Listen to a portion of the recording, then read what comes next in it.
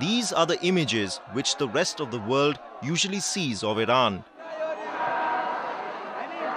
And it's scaring potential investors away.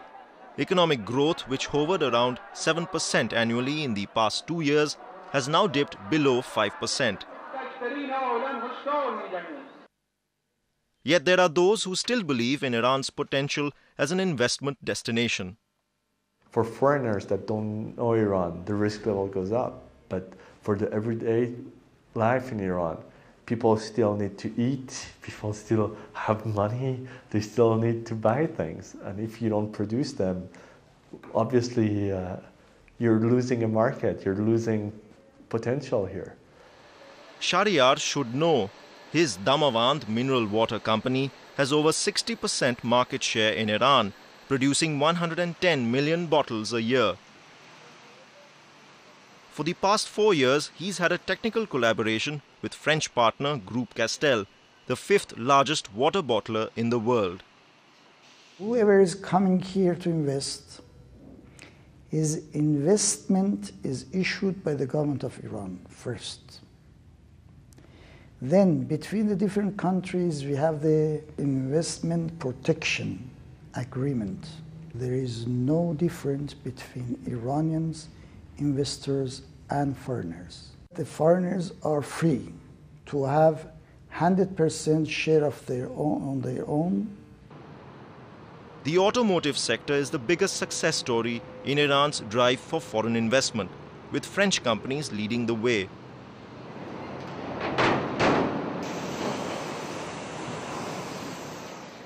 Renault Trucks has a joint venture which assembles and distributes 4,500 trucks a year. Iran is one of the company's most important export markets.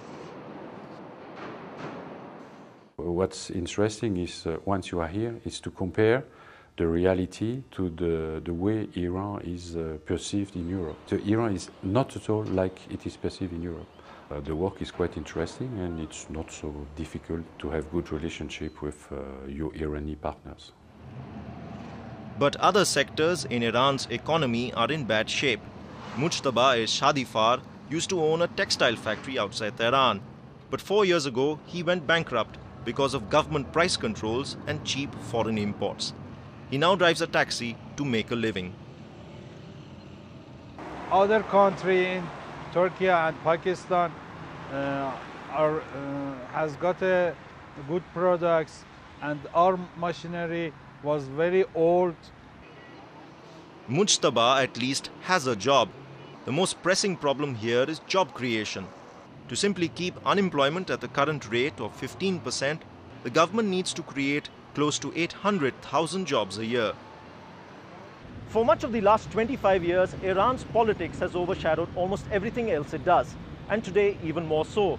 Which is a shame really, because Iran's economy is capable of so much more. Yet investors, both foreign and domestic, are cautious today. They're playing a wait-and-watch game. The general state of uncertainty has plunged the Tehran Stock Exchange to record lows. Since the election of new President Ahmadinejad in June, it has lost $8 billion, or 40% of its value. Recent knee-jerk actions by Iran's government haven't helped matters either. Following South Korea's vote against Iran at the International Atomic Energy Agency, Tehran has reportedly stopped clearing South Korean imports since mid-October. Goods worth over $2 million are languishing at customs.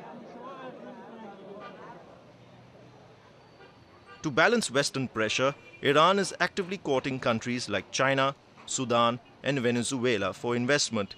China already buys Iranian oil and has over 8% of Iran's foreign trade, third only to Germany and France. There is pressure from the outside world, mainly from the Western countries, and in order to actually send a message to them that there's a mechanism available to actually say, look, you will lose out in the end financially, because Iran, is a very rich country in terms of resources. And there are big projects, good projects to be had here, but we can give them to somebody else to develop, and we can work with other people. The possibility of economic sanctions over its nuclear program doesn't seem to have deterred Iran's new government from its aggressive foreign policy. but many feel the international climate could slow down Iran's economic growth in the long term and give its own citizens less to cheer about.